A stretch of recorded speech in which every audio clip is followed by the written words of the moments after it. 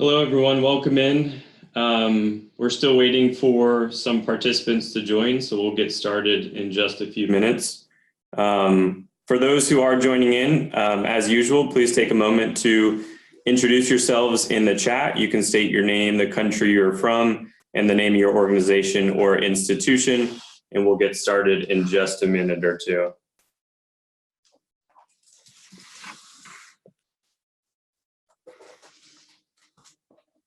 Hey, Archie.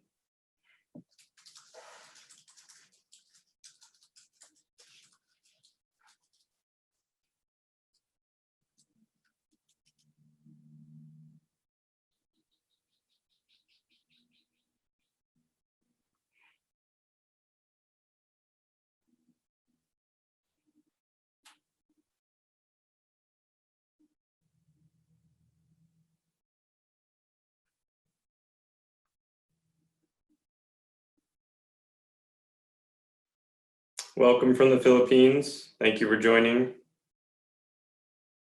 Hi, Kate. Welcome.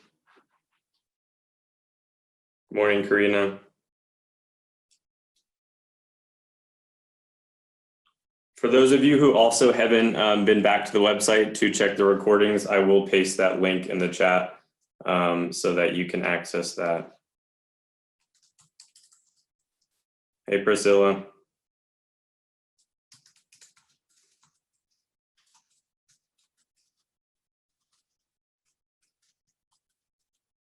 Welcome, Petra.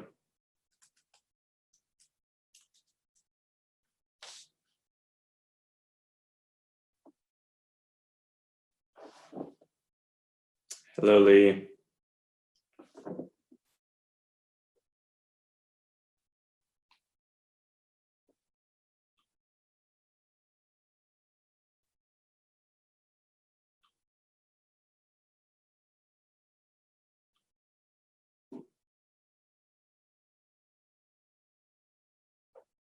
All right, so we're going to go ahead and get started. It's 2 minutes past, so we're about right on time.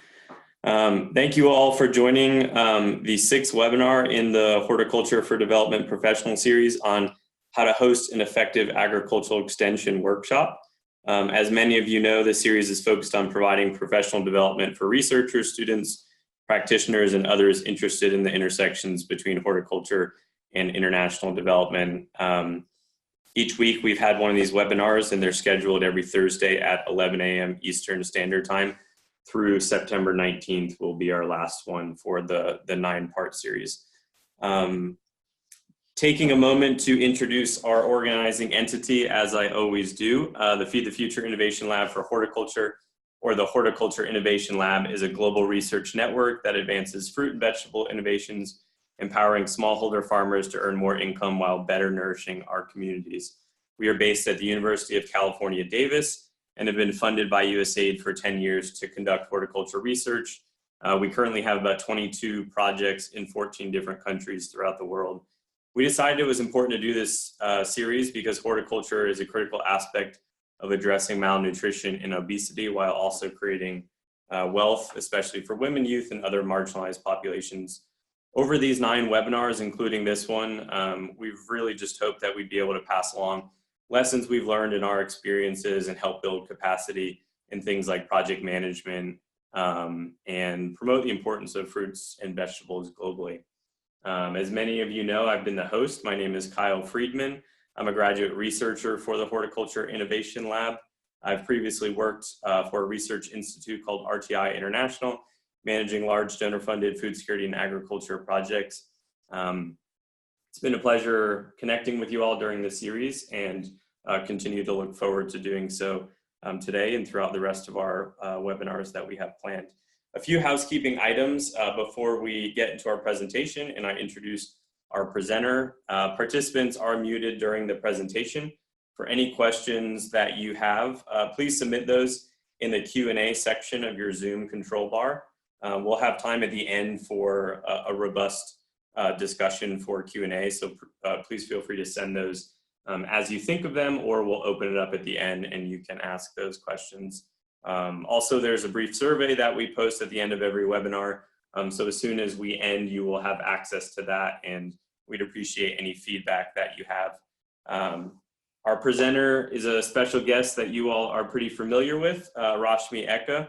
Rashmi did the second webinar of our series on conducting value chain assessments, and we have the pleasure of welcoming her back for another session. Today she's going to be talking about hosting an effective agricultural extension workshop. Rashmi is a post-harvest programs manager for Agribusiness Associates and principal for Sal International, based in Davis, California, has a wealth of experience, has hosted extension workshops before, and has worked closely with the Horticultural Innovation Lab on different research projects. I'm really excited about your presentation today, Rashmi, and the stage is yours. Okay, thanks, Kyle. Good morning, everybody. I'm Rashmi Ekka, and I'm excited to present to you today on how to effectively host an agriculture extension workshop. We'll try to keep this, my presentation section, under an hour, and then we should have 30-40 minutes for Q&A. So let's dive in. The agenda for today, we'll be going through the principles of adult learning, workshop basics, diving in deeper using a planning canvas, doing more admin and logistics planning, what to do during the workshop, and what to do after the workshop. So I'll be following this format. So first thing I'd like to talk about is principles of adult learning. In the field and in this webinar, I will be assuming that we will mostly be training either ag extension workers or people who are within the ag market system. So they may be farmers, traders, wholesalers, other types of service providers, or even, agribusiness entrepreneurs, right? So we are dealing mostly with adults who learn differently, and then you would teach someone in a more formal learning context. So these are some principles which are sort of helpful to me to use when I'm thinking about how to get some training across to adults. So the first one is self-directed. So adults are self-directed. They need to know the benefits, values, and purpose of the learning program. They need to know why they're learning and what they're learning. And if they cannot appreciate the purpose or value, they will be very reluctant to engage. So it's really important to have them understand the value of the workshop right off the bat. The second is adults learn by doing. So, all of the different sessions in the workshop should actively and practically engage them and offer implementable techniques, as well as more like self-directed learning. So they should be able to try it on either in an individual or a group setting. The third one is they learn better when learning is linked to previous experiences. So people come with their own sort of wealth of past experiences, and training needs to be contextualized within that experience and use language that they may be familiar with. What we often do is select case scenarios or examples that people can relate to very well, and so that they can see that there is a direct significance in their life, and this is applicable to them, and they can bring their experiences to it and sort of take it further. The fourth one is relevance. The content of the training program should be meaningful and relevant to the adult learners and their lives and their businesses. Trainings can be, half a day to 2 days long. That's a lot, like a big time commitment. And if they don't see how they may apply this learning to their own life, they may not be interested. For example, if I'm training, agriculture extension workers in Rwanda, but presenting something which is very high tech and not available in the country, they may just say, you know, this is not relevant. We won't ever be able to see this or use this type of technology. What's the point? So, you know, we're out of here. The fifth one is personal development. So learners have sort of this personal desire and ambition, and that needs to be considered. So this idea of self betterment or self, you know, personal development is very important. It's an internal driver of motivation, and that's important to keep into consideration.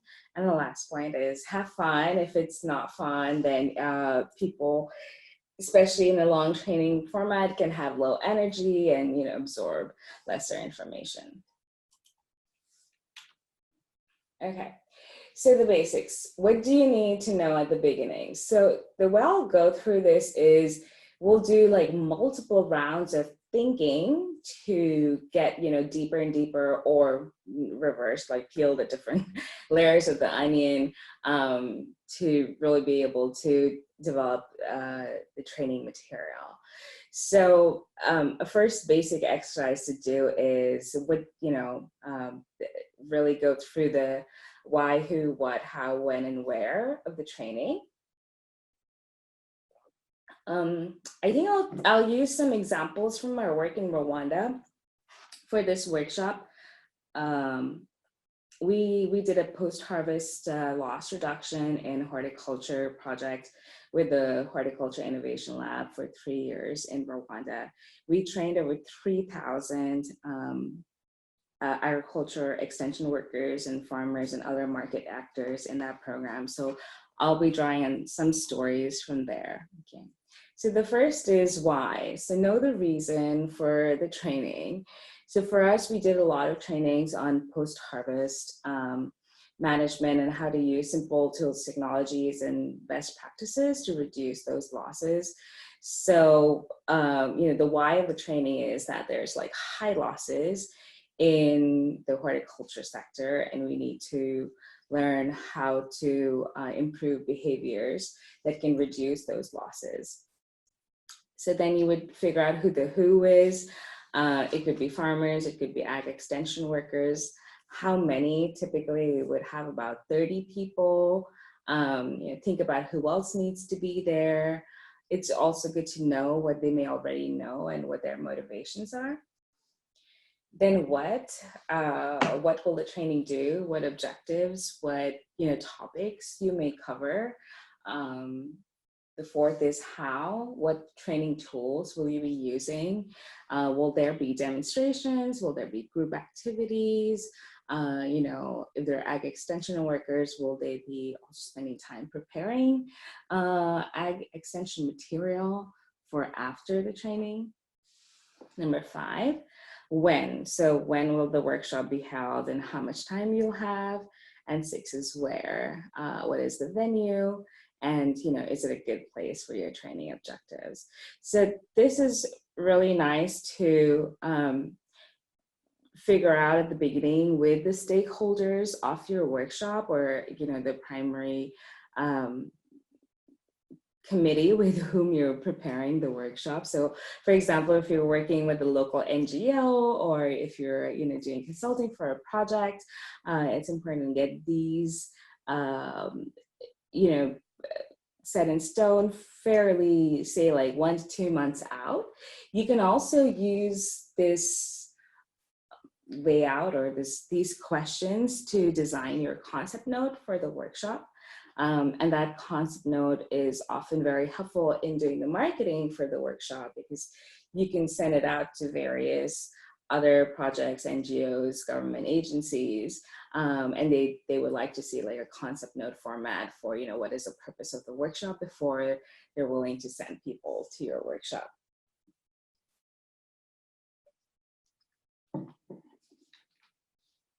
So now let's dig a little bit deeper into what it would take to put together the workshop. So what I have here is a workshop planning canvas. You can find this on createlr.com. It might be difficult to see all the little things written over there, so I'll go through all of them individually. But what this canvas does is it helps you in doing brainstorming, and you can do this with the other people with whom you're planning the workshop. This canvas will highlight to you your assumptions versus what the other people, the local stakeholders may think. So it's an important check to do. It goes through thinking about the entering behavior and how the whole experience will be formulated during the workshop and what the exiting behavior of the people should be. So it will really help you think deeper about your learners. And this is really great because this is also an example of human-centered design thinking. You can go on this website and find this canvas, and online they'll let you use basically digital post-it notes to sort of stick on these various questions and put through your answers. And once you've gone through this exercise, you'll really be thinking from your learner's perspective. So for example, if you're working with farmers, your thinking with the workshop should really be farmer first, and this will help you get there. So let's work through each one of these. The first one is entering behavior. So how would you describe, I'm going to just use the example of working with extension agents and lead farmers to talk through these. So if we were doing a post-harvest training for farmers and lead farmers and extension agents, so what would be their current behavior? Their current behavior would be that, they may not know much about post-harvest, and they may be having practices or using cultural farming practices which are not great for reducing post-harvest losses. Extension agents may know more about grains, they may not know much about horticulture. So that's sort of what the entering behavior would be. Their present skills, knowledge level, attitude, connections, they may not, for example, realize the extent of post-harvest loss. You may think about what do they say and do, what is their behavior towards others, and what is their attitude. So, their attitude may be that they like fruits and vegetables, and they think that's like a really high value crop, and they're more interested, but like unsure about how to further develop that part of their career. Then you need to think about what their exiting behavior is. So how would you describe the desired behavior? And as a result of the workshop, what would be the new skills and attitude that they would have? And you can also use the 5 whys over here, like that's, keep asking the question why repeatedly till you feel like you've gotten to the core of that change. So I think we would try to have an exiting behavior of like really understanding the value of high value horticulture crops and understanding that losses are large. For example, for tomatoes, it may be like half of the produce is lost, and how that directly affects farmer incomes and national food security. I would also like for the training participants to really understand that it is in their power to affect this change and decrease losses by using simple technologies. The next thing on that canvas is pains. What are their fears, frustrations, and obstacles? What makes them feel bad? So, for example, there may be an extension agent and their supervisor has asked them to learn more about tomatoes and post-harvest loss, but they're new to it. Or he may be working in tomatoes, but feeling that he doesn't know how to help his farmers reduce their losses. So there may be this sense of frustration because of lack of knowledge or lack of resources, or even lack of organizational will to push some things through. Oftentimes you may do a training where you teach some great practices, but then realize there are no, the people who are in the training will say, yeah, we're happy to do this, but what about our organization? They may not have adopted it. So it's important to understand those types of frustrations.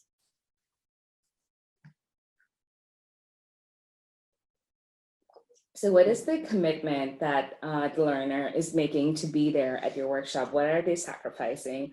Maybe time, it may be opportunity cost, transportation cost, or maybe leaving their children unattended at home.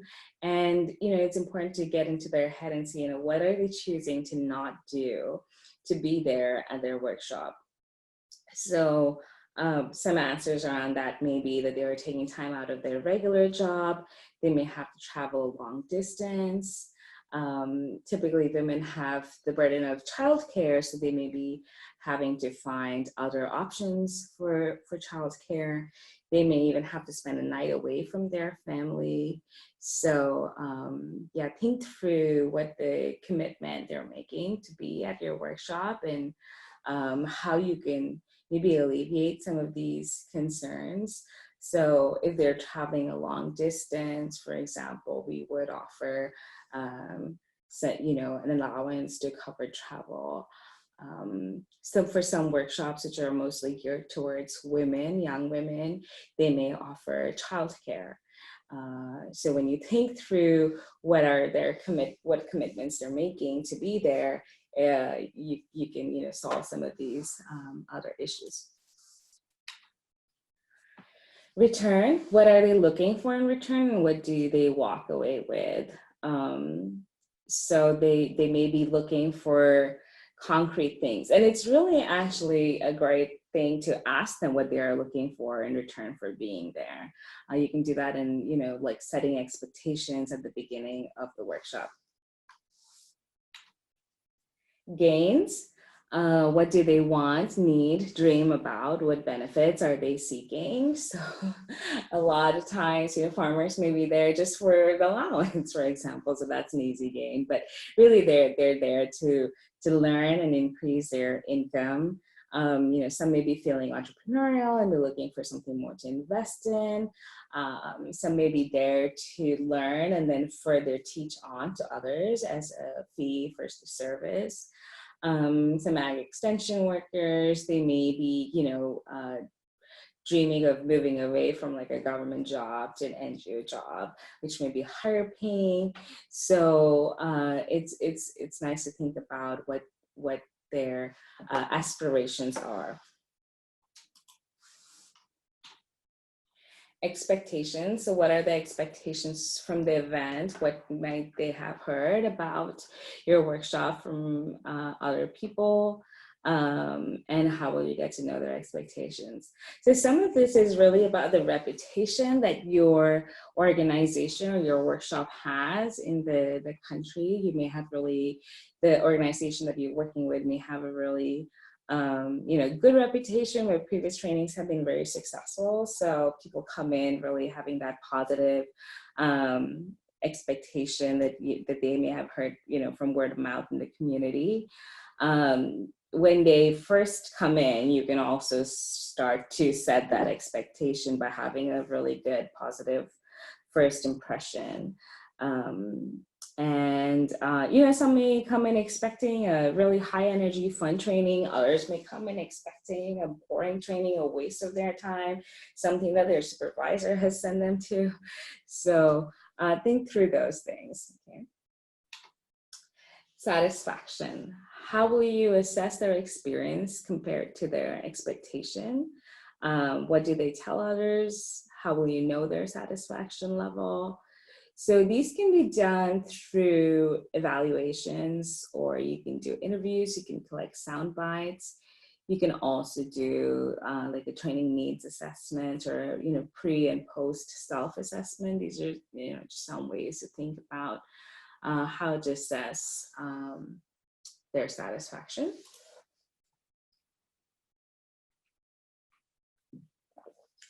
Costs. So what are the costs of the workshop? It's great to make a budget, and that can be part of your concept note. So breakout costs for venue, food, transportation, materials, including everything that's needed at the workshop, demonstration stuff, flip charts. I put a question mark next to per diem and accommodation. Those would be extra costs for training participants. So think through these costs. Revenue. What are the financial revenue streams for the workshop resulting from the workshop? So if you're working with a local NGO, what will they charge for the workshop? Will they do further trainings based on the workshop? Is it a training of trainers? Will the learners be able to increase their income? I think this is really an important one to think through. If they're learning certain technologies, do they also understand the cost and benefit of those technologies? And will they be able to use that information and turn it into an income generating activity or an enhancement of their current work? Do discuss this and ensure that this is part of your training. The more training activities can be self-sufficient, the better it is for the organization that is organizing them. Okay, jobs to be done. What jobs are you helping the learners get done? What are they trying to get done? What problems are they trying to solve? So this is, again, trying to get to their pain points and figuring out how they can be solved. The promise. So what does your workshop promise to deliver? How does the workshop create value for the learners? Why should the learners contribute? What is your promise around alleviating pains and creating gains? Typically for farmers, it would be, in our case, it'd be we will lower your losses and increase your incomes if you're able to apply these practices. So that's the promise that we're making when we do a workshop. Instructional design. So list of, what skills and knowledge do they need to learn and how can these lessons best be learned and how you would engage them. So we typically use a mix of lectures, group discussions, reporting, drawing things on posters, case studies, role plays, group activities. You can do demonstrations, you can have discussions and debates, and you can also have various games. Make it super interactive. So once you have your sort of different sessions of, the different topics you want to have in your agenda, then you can break them out into different types of use different learning tools to best get to those lessons. What is the experience journey of the learners? So what touch points do they experience before, during, and after the workshop? And what are the make or break moments? Where is that aha moment? So it's important to consider, how do the learners interact with that project or the NGO? Are they already somehow connected and beneficiaries? Have they had previous touch points with them? Do they often visit with the NGO or receive visits from them? Are there field facilitators who come by? So those are some things to be thought about, especially to figure out how the learning can be reinforced after the workshop is over. And I think aha moments are also really important. Like during the workshop, there will be times where the workshop participants really get a crucial point, and that makes a big shift in their thinking of the world and thinking of their farming practice and how it can possibly be changed. So to actively be able to design these aha moments or create space for them to happen is really important.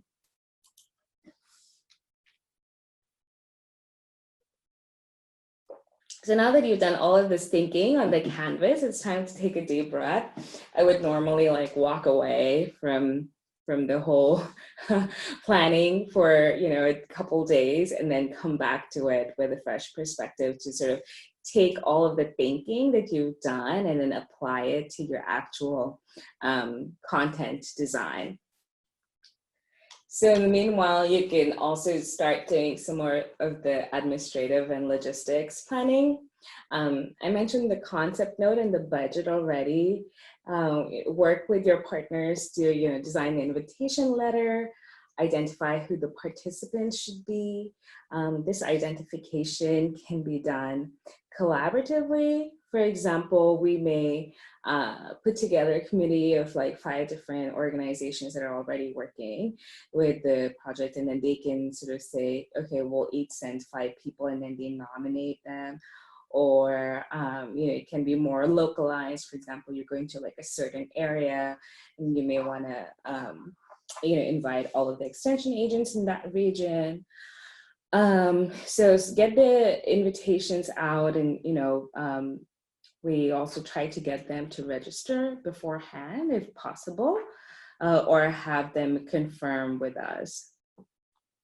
Venue and catering, again, really important. It's nice to have a venue where there's indoor and outdoor space, so you can have, you know, spread out the different activities, and demonstration exercise also gives people more space. And for catering, typically 2 breaks and lunch is the way we go. If it's an early start, people are coming from far away, you may also consider providing breakfast. Think about all the training supplies, materials, and equipment you may need for each session and just overall as well. Logistics, think about the lodging and transportation for the trainers and the participants, and if there are some allowances. Equipment, laptop, projector screen, chart paper, etc. Media, we often do you know, print within local newspaper, publicize about our training. We also do a lot of social media promotion of the training, and then during the training and after the training as well. It's also really nice to have a designated photographer who will take photos during the training, so you can have that for posterity. Okay, so let's get back into agenda and content development. So here's a sample design for the agenda. This is a 1 day, but this can be adapted into a half day or 2 day as needed. So typically, if you start, say, at like 8:30 in the morning, there may be time for registration and welcome. It's really nice to have a senior leader of the project or organization do the welcome. It makes the learners feel like they're important to the organization, and the person doing the welcome can also sort of set the tone for the training. The next is introduction. It's nice to do that with a fun icebreaker. I think in the resources I've included links for, you know, different icebreakers, but you can even just start off with, you know, your name, where you're from, and you know, what you do, and what maybe your favorite fruit or vegetable. In a room full of Aggies, you're gonna have a pretty long discussion just about their favorite fruit or vegetable. So you know, try to control the time as you're going through this. It's also nice to know what the expectations are of the participants. Sometimes I like to throw them on a chart paper thing. What are those called? Flip charts. Yeah, you can throw them on a flip chart so everybody can see those expectations, or you can also do it with post-it notes, and they can like stick it somewhere so everybody knows what the expectations are. Once the expectations are publicly shared, though, like, you should address the expectations that will be fulfilled, and the ones that you may not be able to fulfill in the training. and provide resources for where they may be able to learn those things that are not being addressed. This is expectation setting is actually really important. That's really the stage at which you get to say, this is the agenda, this is what we're going to learn today, and it's great if that's what you thought we're going to do today, but if that's not what they thought they're going to do today, it's really nice for them to know now. Otherwise, they'll just be disappointed more and more as the day goes on if they don't really absorb that. It's also, sometimes we do a pre-assessment. If there are some specific learning goals and we want to see what the learning level or the information level was when they came in and what did they leave with.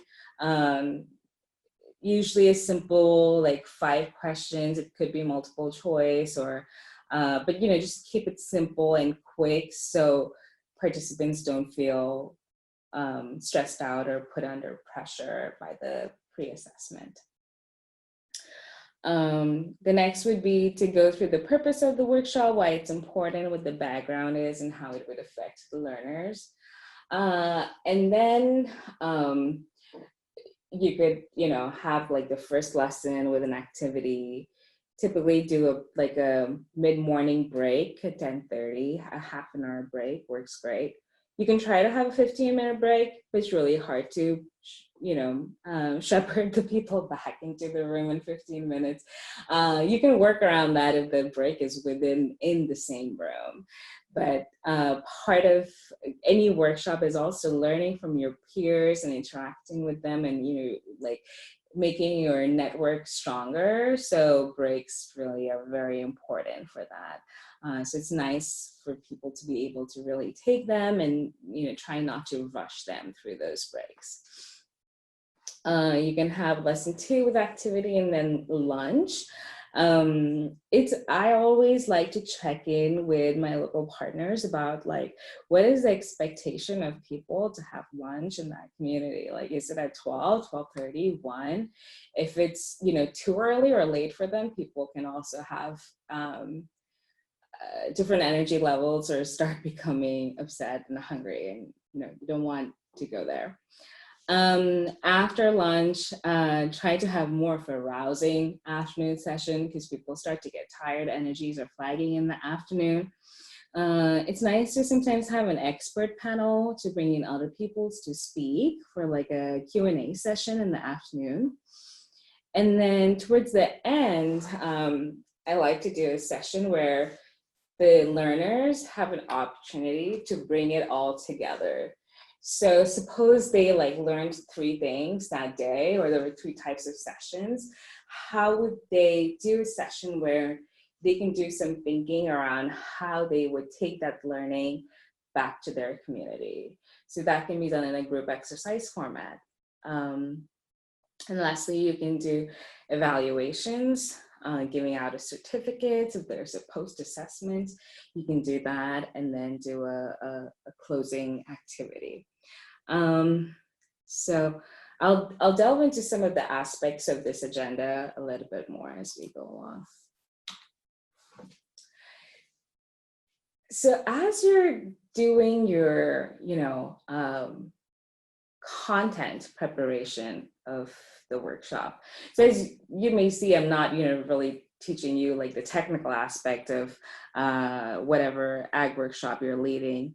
But in general, whenever there's extension going on, this is sort of the flow of information, not the flow of information, but from the point of awareness to adoption of a certain practice, what might be the steps that a person may go through.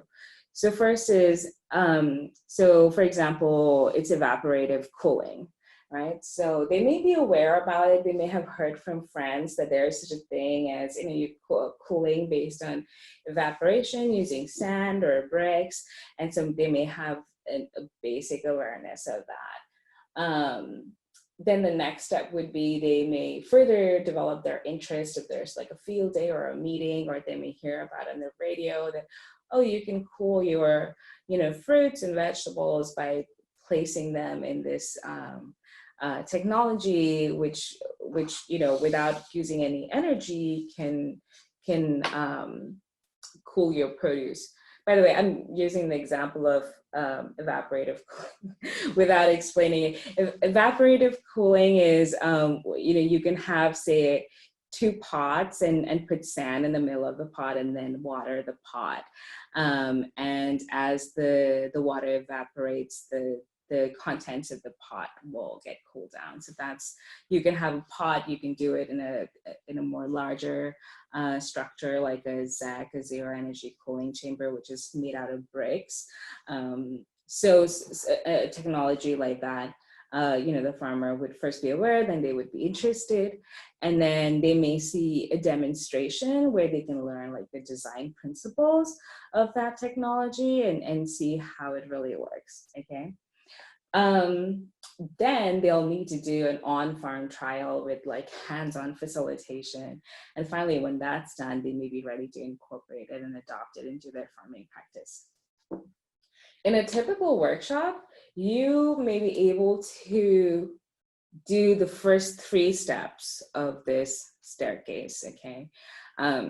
If you can go from awareness to demonstration, that's really great. So that would be sort of like a goal that I would have, to demonstrate a technology and get them really interested. And then I would think about how to follow up with on-farm trials after. So for example, in Rwanda, we have training programs that go through demonstration, and then we have outreach programs where we go out into the rural areas and then you build the technology with the farmers. And it's like a whole activity for the whole village. Everyone comes out, they see how it's going, they help out, and then at the end of the day, they're able to try out the technology and keep it for themselves and use it. And then we see people start building them on their own.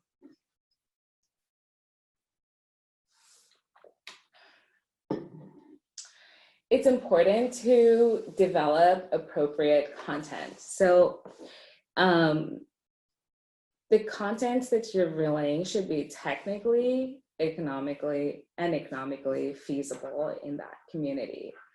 The photo that I have over here is a harvesting apron, and you can see it's locally designed. This is in Rwanda.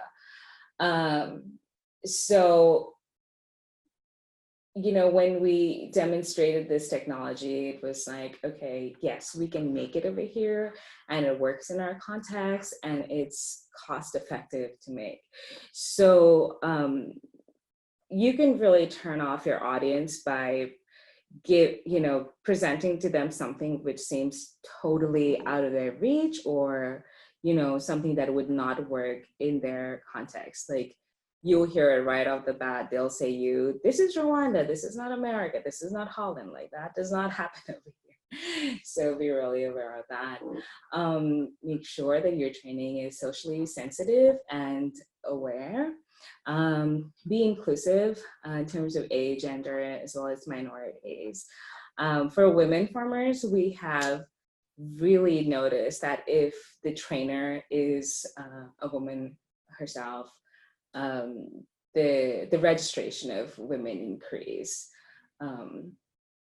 And then make sure that whatever you're training on is environmentally safe and sustainable in that context. For example, in Rwanda, they have a ban on plastic, so we cannot use plastic liners for, say, in crates and such. So when you're having a training, you need to be aware of those sort of regulations as well.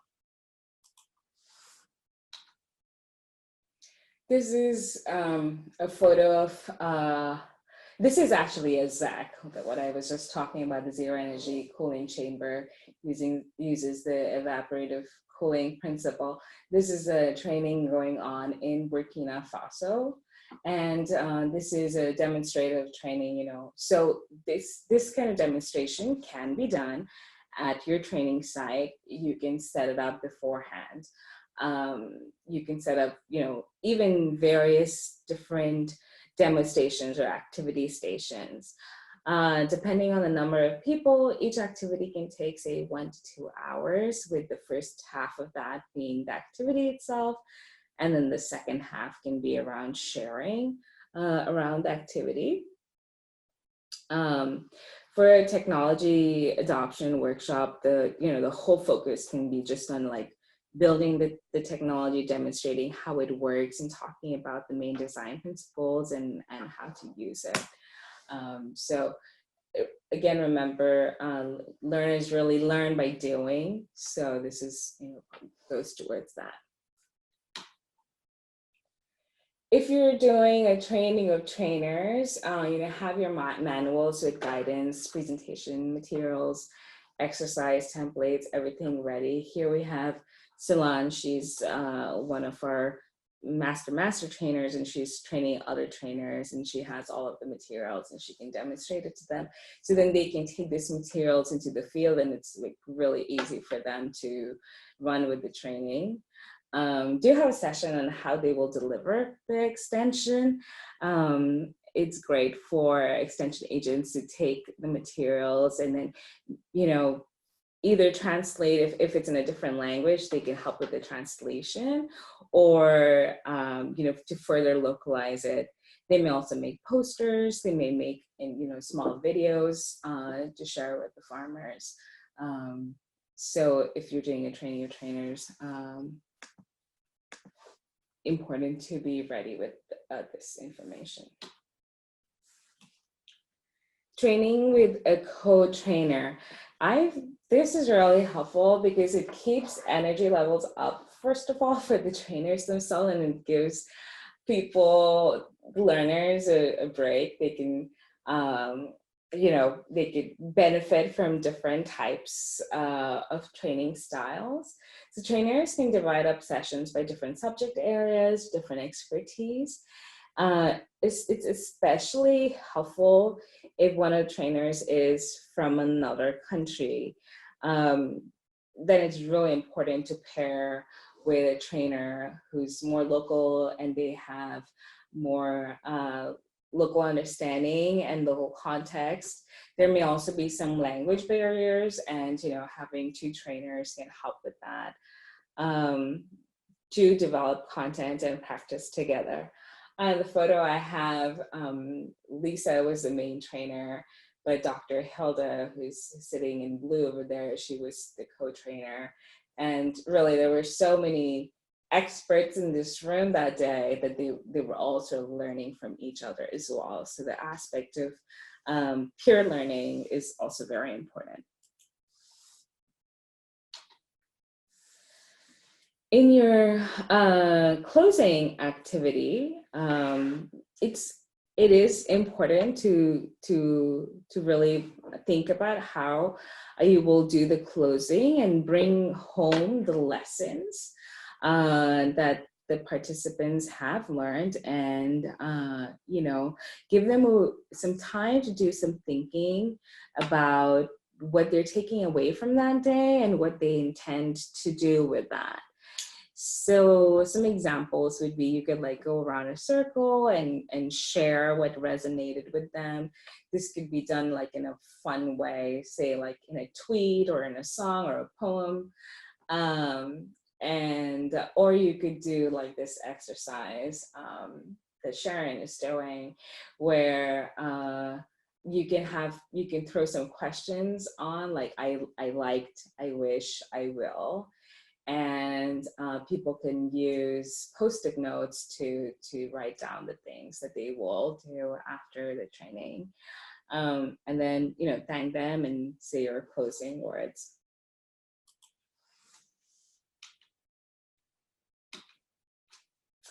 Evaluation can go after that closing activity.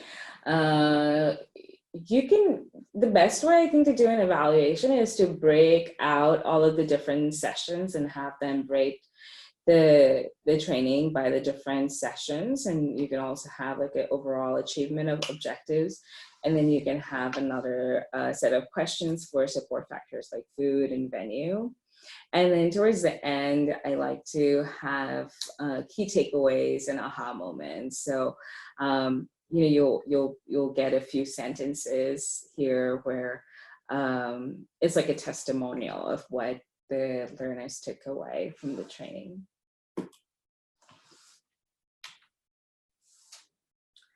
Follow-up and resources for participants. You try to see if you can organize follow-up for the participants. This could be in meetings, on-field demonstrations, and further technical support for technology adoption. Also provide the resources to the participants, ways in which they can connect with local resources after they leave, and also provide a way for the participants to connect with you. In a lot of countries, WhatsApp is really popular. Sometimes all of the training participants will make a WhatsApp group so that they can, stay connected to each other, and you can be part of that and, continuously share information resources. Okay, things to watch out for during the training. So this is one of the most fun trainings I've ever been in. This is Dr. Reed, and he was doing an exercise on packaging and how to create, really good packaging using local materials. So people were divided up into groups, and they were given random things like cardboard and grass and some twine, and they had to make packaging for eggs. I think there were 6 or a dozen eggs.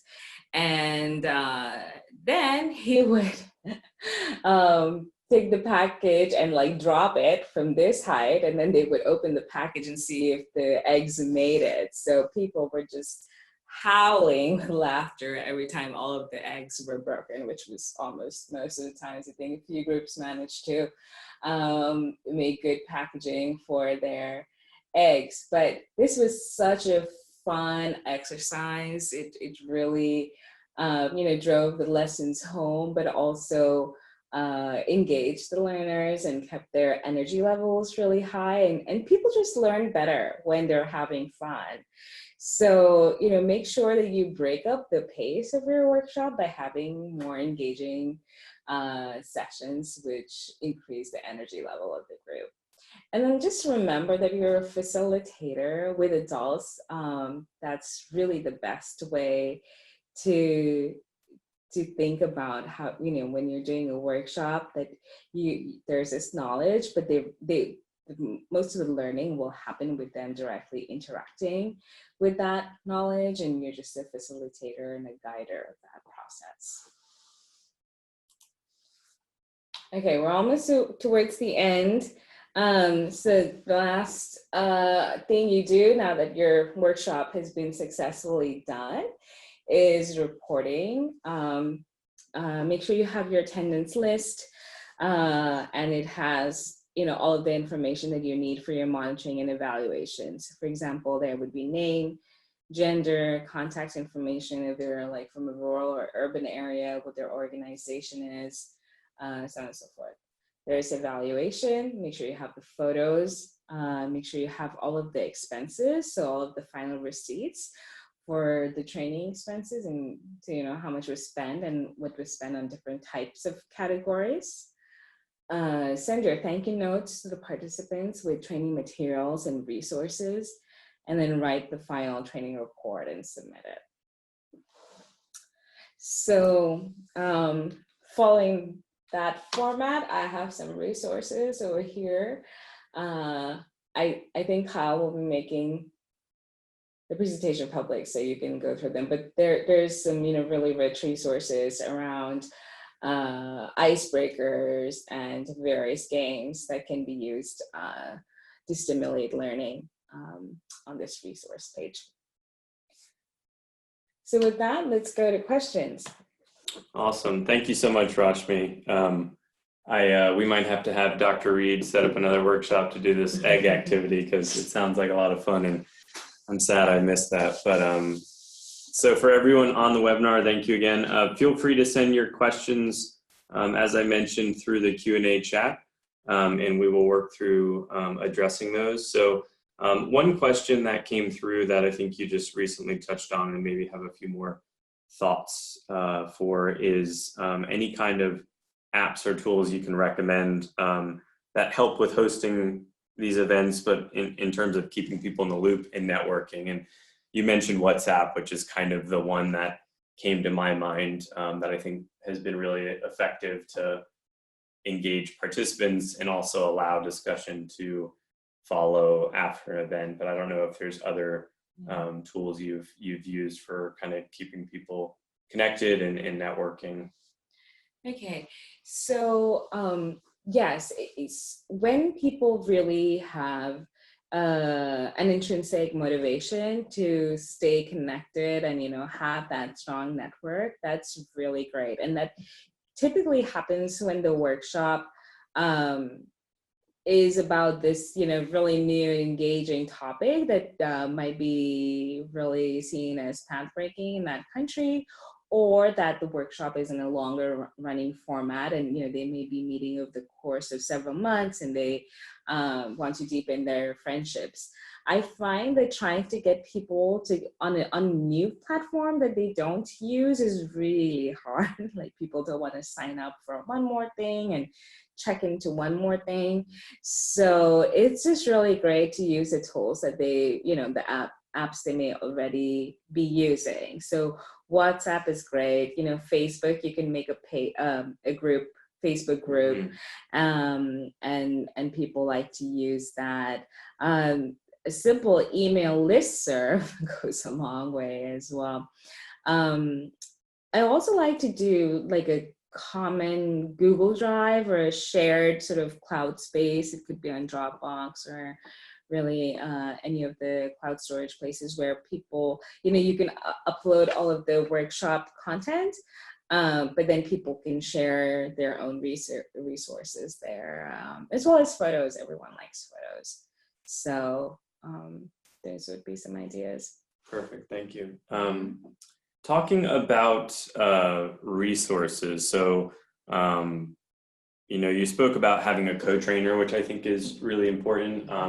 It takes a lot of energy and time to get these workshops together, and there's a lot of different components. So can you speak to maybe other roles that people should think about needing in terms of like labor support from their colleagues or organization to be able to set these kinds of workshops up? Just because the trainers are really focused on the content and delivery, but I think there are a lot of other things that people need to stay on top of to make sure these flow effectively and smoothly.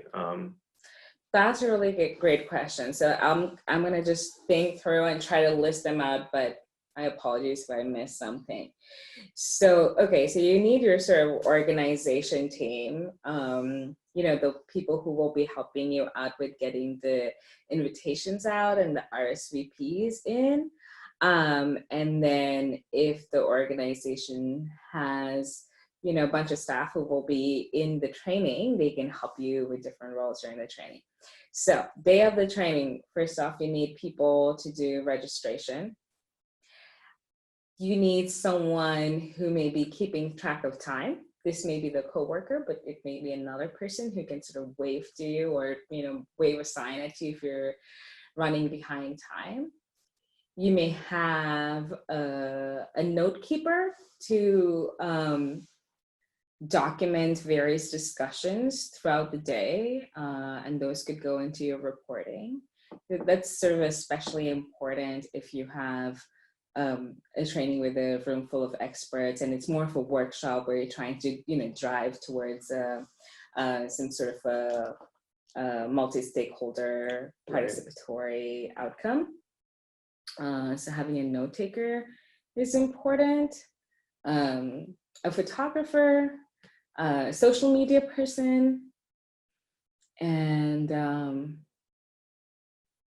yeah, I think those are about it.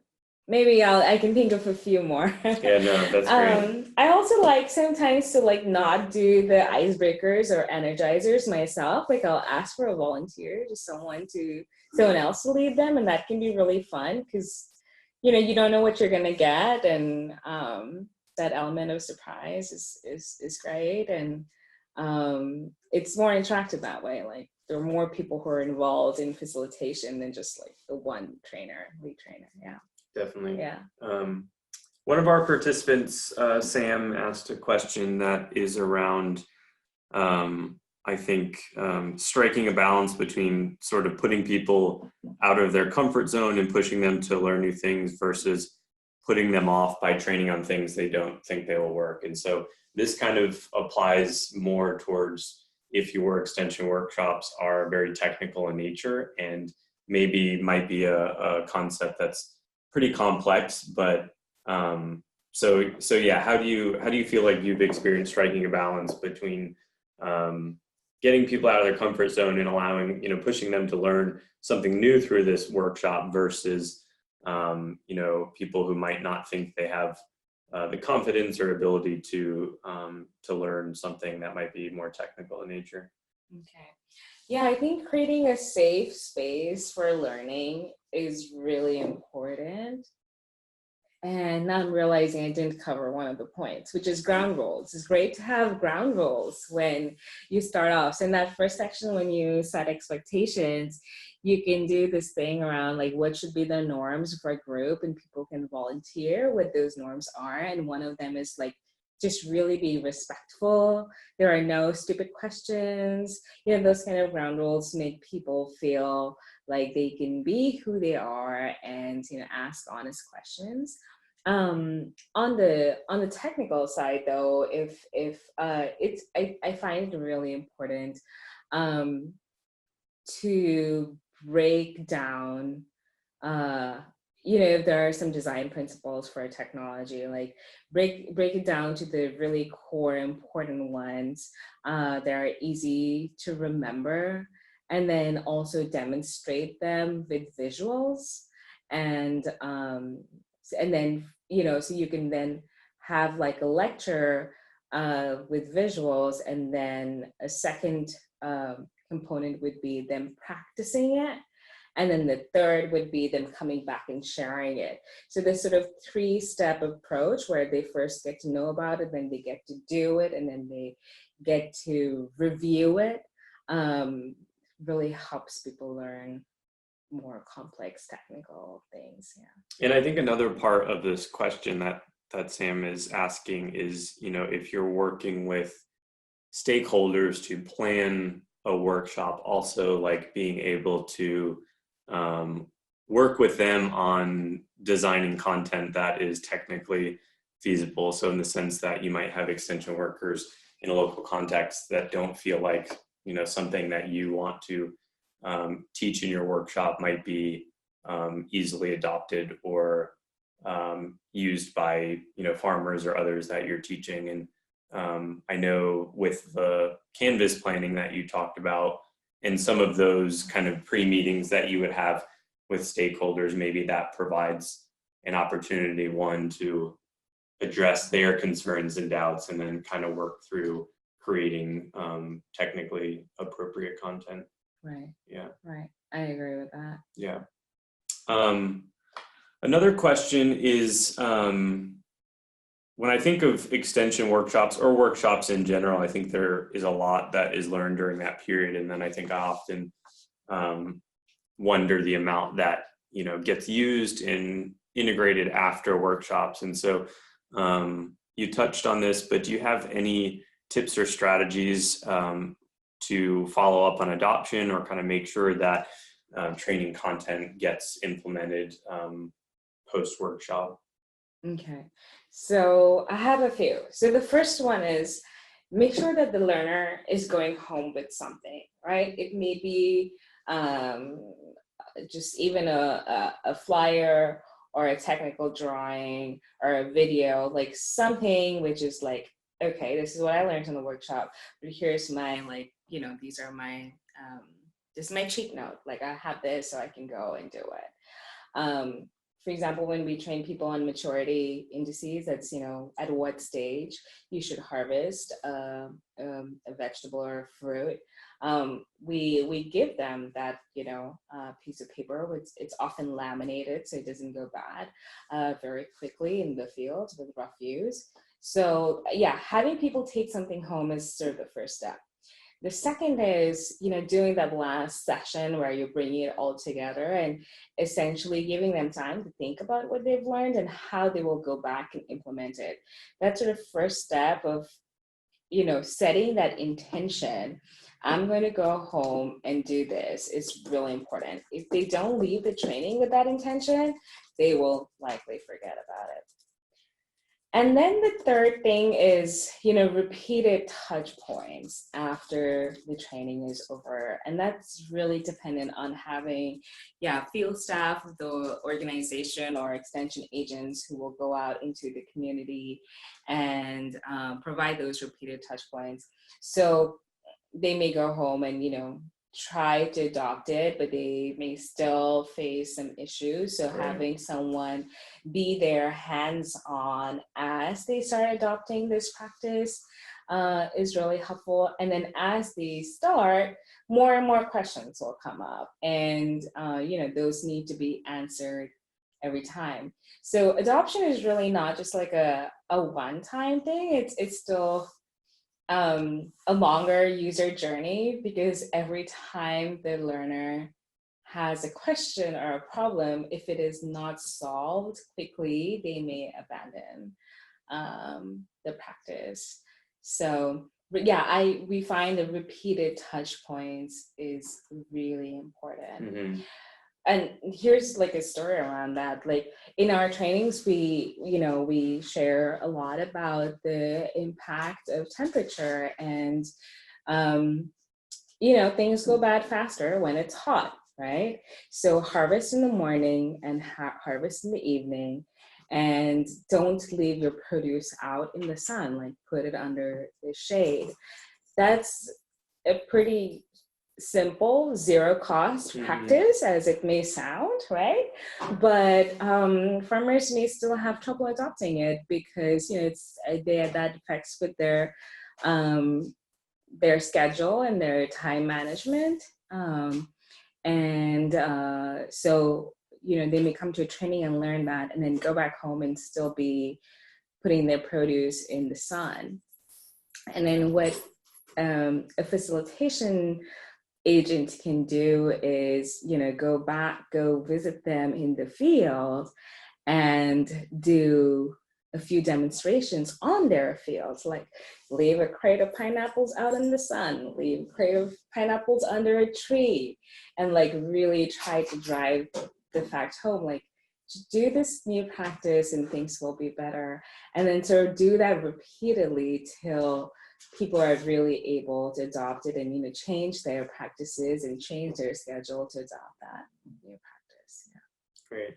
Another question is about participation. So how do you encourage people to participate, especially in areas where women or youth or others might be less encouraged to participate in public, if that's a social norm or a cultural norm?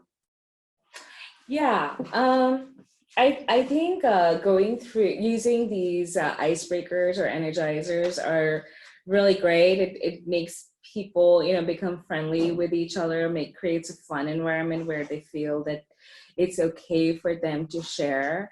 But often people still may not be willing to in a big group. So having a lot of small group activities, and the small group activities can have like a designated leader of that group, and that they may be organically elected from that group, or you may assign someone who is an expert to go and help facilitate the group. I think a lot of more active participation can happen in those smaller formats where people feel more comfortable to raise their questions. Recap is also super helpful, right? Like people often need especially if it's a 2-day session, the morning of the second day, like definitely do a recap so that people who, maybe in the second day, people are able to engage better and they have, the previous night to think through their questions and come back with them. Yeah. Great. Yeah. And just another general question on interactivity, specifically questions. So, when questions and things like that come up during workshops, is it okay to handle those during the presentation? Do you kind of wait till after sessions to talk through that, or? Yeah, I think it depends on the nature of that session. If you're more with a group of people who are more familiar, it might be helpful to go, with questions during the sort of the lecture part and fashion that more as a discussion. But if it's new to them, then you can just answer the questions and keep moving along. If there is a time constraint, then you may keep like 20 minutes for presentation and 10 minutes for a question. So it really sort of depends on the context and the material that you're grappling with. Right. Yeah. Another question in terms of tailoring your content to your audience and making sure it's appropriate. And this might depend on kind of who you're inviting to a workshop, but do you have approaches or strategies to ensure your training method is appropriate for your audience and that your workshop is effective? And I think this question was saying if a workshop is generally open to everyone. So maybe it depends on if you have an open kind of community workshop versus, recruiting or selecting specific people, but just around ensuring your content is appropriate and effective for your audience. Yeah. Yeah, it's really important to know who's coming and who you want, to have in your workshop. So if the workshop is for senior extension agents and you're going to be going through a lot of technical material and you have these manuals, you really need to do that sort of weeding out in the registration process or in the nomination process. So depending on the level of the training, you're going to have a more strict registration criteria. However, if the workshop is for farmers in the local community, then, I find it most helpful to have very demonstration-oriented, fun, practical exercises, and also to keep them short, actually. If it's for farmers in the community, keep it half a day. They have things to get back to, Only when you're removing people from their sort of home context into a training center can you really keep their attention for like a day or 2 days. Otherwise, they need to get back to the rest of their life. Yeah. You discussed a little bit about the training of trainer model, which I think is really common these days, and we see that in a lot of different contexts. How do you ensure the training you are providing to trainers then gets kind of passed on with fidelity to the next group that they may be training? Okay, so yeah, we've done a lot of training of trainers, especially in the last 2 projects in Rwanda and Burkina Faso. We worked with other USAID projects and trained their trainers to go out in the fields and use this like cascading model. So when we train trainers, we make sure they have the manual, they have the PowerPoints, they have the exercises, they really, really know how to do the trainings. We do practice trainings with them also. And then they'll go out and do trainings, and then they'll come back and we'll have like a review session or a second training to see how it went. But yeah, I think the fidelity of the training can really be maintained when you have the learning objectives and the main principles the main principles of whatever you're training on have to really get across. And sometimes they don't. And when they don't, things may not work. For example, when in our work, we always try to use local materials, which are low cost, okay? But when you're trying to use low-cost materials or technologies, open source, people may use a material which may not work.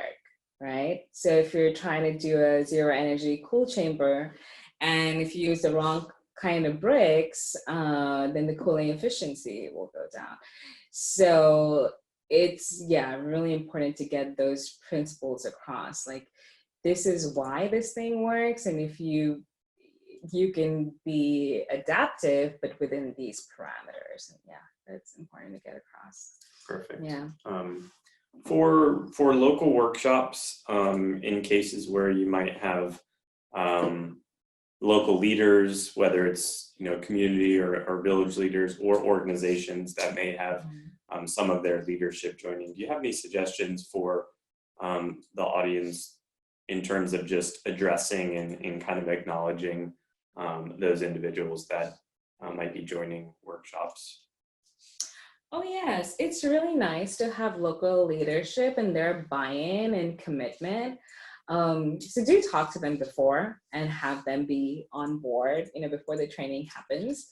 During the training, it's great if they're able to speak in the beginning or towards the end of the training, so they can also signal to their community that they are committed and they're a part of this. And yeah, that kind of just local buy-in can be huge, and in increasing adoption after the training. And the respect that the community has for the leader, is a huge motivator, I'd say. And one of your last slides was about the different things that you need to make sure you have following the workshop. And I found in my experience, particularly managing projects, that you conduct all these great workshops, and then oftentimes there wasn't enough energy spent making sure that you got participants to check in and that you got kind of all the information to make sure that you can share that this effective workshop took place. And often donors will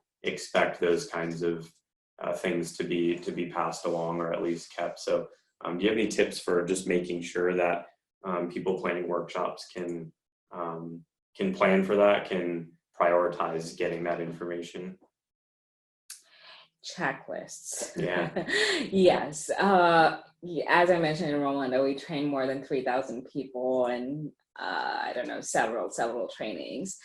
We created checklists, and actually most of these points that I've mentioned on the reporting slide, as well as the admin logistics planning slides, were in our checklist. And then, you would put the items on and make another column with who's responsible for those things. And a third column would be what would be the deadline to get those things done. So yeah, there can be a lot to think about to really have the full impact, especially, make sure that all of the reporting gets done. I think that's the best really way. You can also ask the project or the organization to appoint a person who would be responsible for all of these, so that you as a trainer can focus more on the training side. Yeah, I think that's a good strategy. I think kind of divvying up tasks and making sure, even that might seem simple, having someone responsible for reporting, but it's such a big component to ensure that you have. So I think that's kind of helpful, getting people to have some specialized support and roles with workshop planning. The organization may already have their protocol, but sometimes they may not. If they don't do a lot of trainings, they may not have a great protocol, and then it's important to set it up.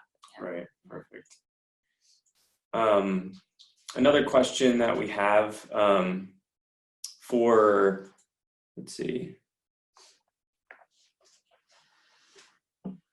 So how would you kind of help to have participants promote their ideas or expertise in a group without, having that kind of take over the content or the run of show? So allowing participants to be able to kind of express their opinion and expertise if they're, have experience in a particular topic, but maybe ensuring you're staying on track with your schedule. Yeah, having a healthy discussion is a huge part of trainings. I do think it's important to hear that, from participants, because this is when they're bringing their experience to the table and seeing how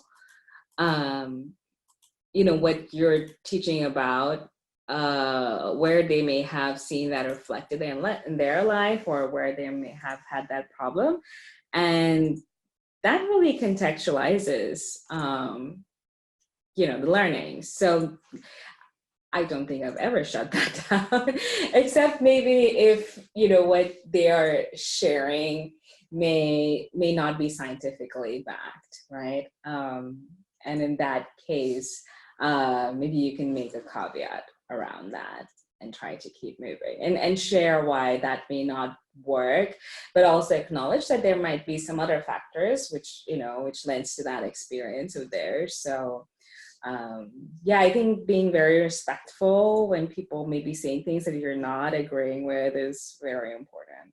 Yeah. Yeah. Great. Well, thank you so much, Rashmi, again, for presenting, for your insights and expertise.